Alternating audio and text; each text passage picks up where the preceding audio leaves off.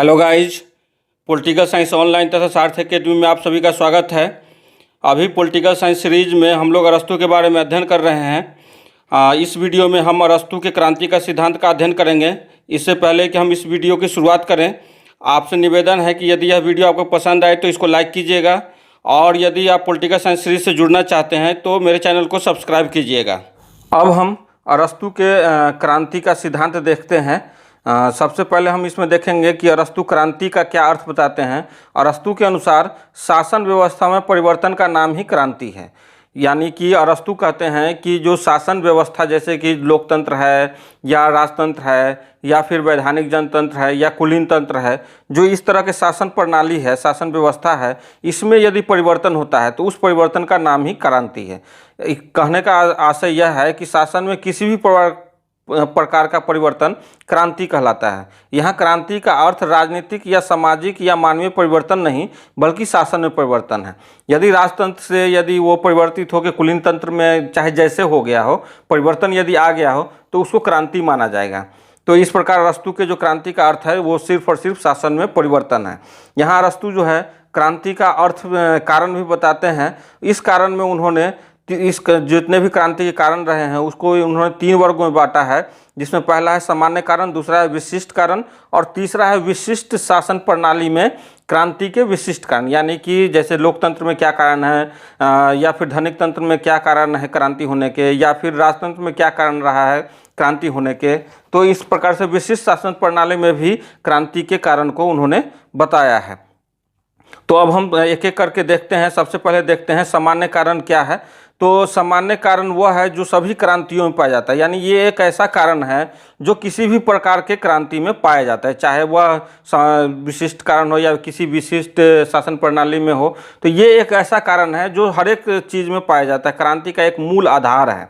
तो इसको अरस्तू कहते हैं कि यह क्रांति का जो यह मूल कारण है वो विषमता है, इनइक्वलिटी है।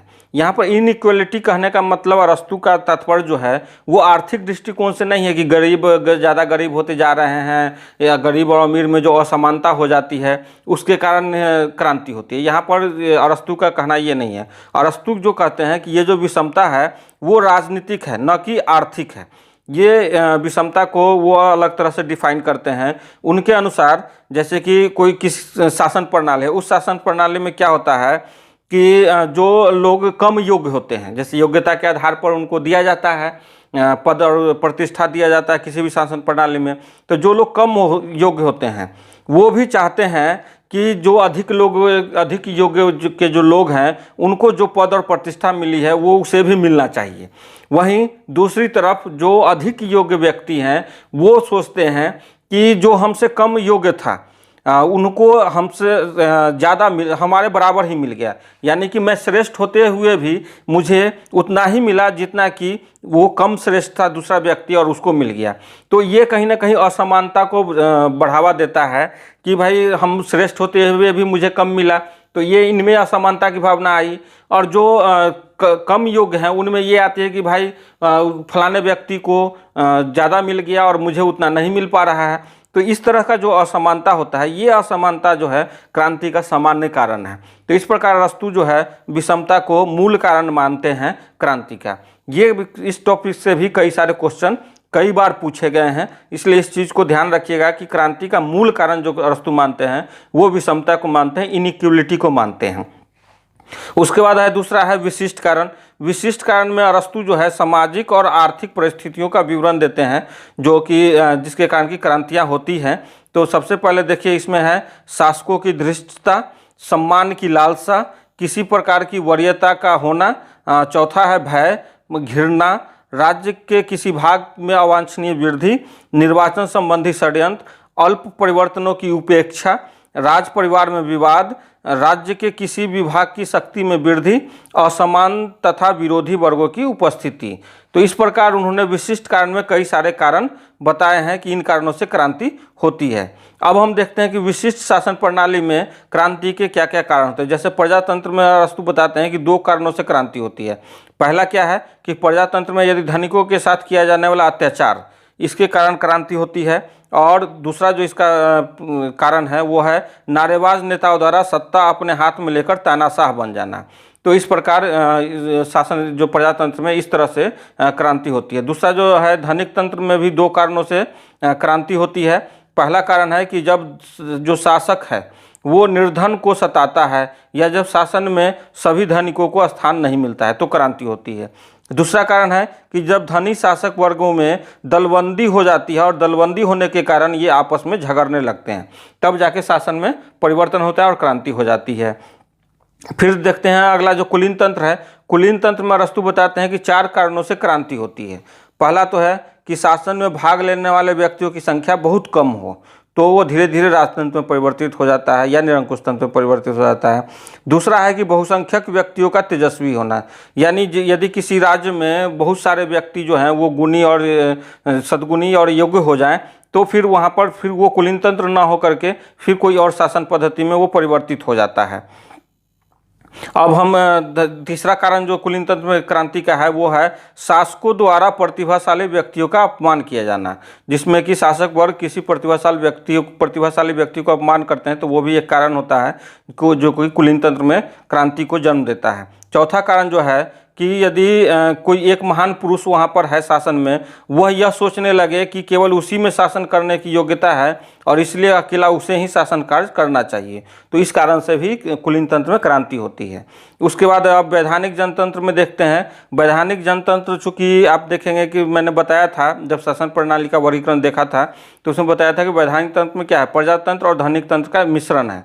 तो इसमें वैधानिक जनतंत्र में जो क्रांति का मूल कारण है वो है प्रजातंत्र और धनिक तंत्र के तत्वों का असंतुलित मिश्रण। यदि दोनों का असंतुलित मिश्रण हो जाए तो उसमें क्रांति होती है।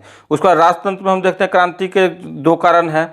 एक तो है कि राजघराने के सदस्यों में आंतरिक कलह और दूसरा जो है राजा का निरंकुश होकर शासन करना।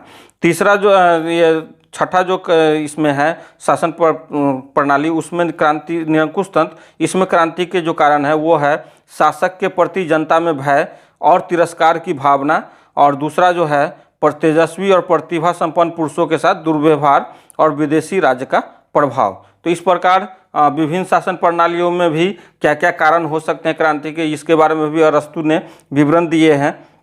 उसके बाद हम देखते हैं कि इन क्रांतियों का जो क्रांति के कारण है उसका उपचार कैसे हो।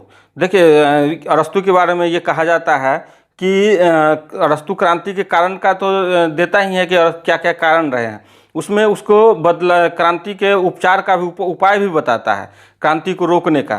तो इस प्रकार इस पर आरोप लगता है कि भाई ये जो है वो यथास्थिति को बनाए रखने का समर्थन करते हैं, क्योंकि ये चाहते हैं कि भाई जो जैसा शासन प्रणाली चल रहा है वैसा ही चलता रहे, उसमें कोई क्रांति ना हो, इसीलिए ये क्रांति रोकने के उपाय बताते हैं।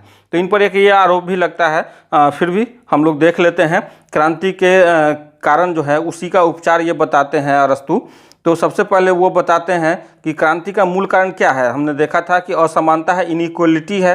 तो ये कहते हैं कि इसे दूर करने के लिए संविधान जनता की सहमति पर आधारित होना चाहिए, यानी ऐसा संविधान बनाना चाहिए जिसमें कि जनता की सहमति हो।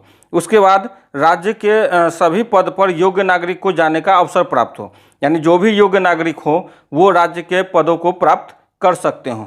सभी वर्गों के साथ सम्मानपूर्ण व्यवहार किया जाए और शासक किसी प्रकार का कोई अन्याय न करें, तो ये जो असमानता का जो क्रांति होती है वो नहीं होगी। दूसरा ये बताते हैं क्रांति के कारण के उपचार में कि शक्ति किसी एक व्यक्ति या एक वर्ग में केंद्रित नहीं होना चाहिए। इससे क्या होगा कि शक्ति संतुलन बना रहेगा और शासन में परिवर्तन होना इतने जल्दी नहीं हो पाएगा। उसका तीसरा कारण जो है जनता में कानून के प्रति निष्ठा की भावना को बढ़ावा दिया जाए। ये बहुत महत्वपूर्ण कारण ये उपचार है, जिससे कि जनता जो है मन से राज्य के कानून का पालन करते हैं और उनका विरोध का त्याग करते हैं। चौथा जो बताते हैं कि भाई प्रशासनिक पदों को इस प्रकार संगठित किया जाए कि वह पद का दुरुपयोग कर व्यक्तिगत लाभ या धन अर्जित न कर सके। इसका मतलब है कि भ्रष्टाचार को रोकने का प्रयास किया जाना चाहिए, क्योंकि भ्रष्टाचार एक बहुत महत्वपूर्ण कारण होता है किसी भी शासन प्रणाली में क्रांति का।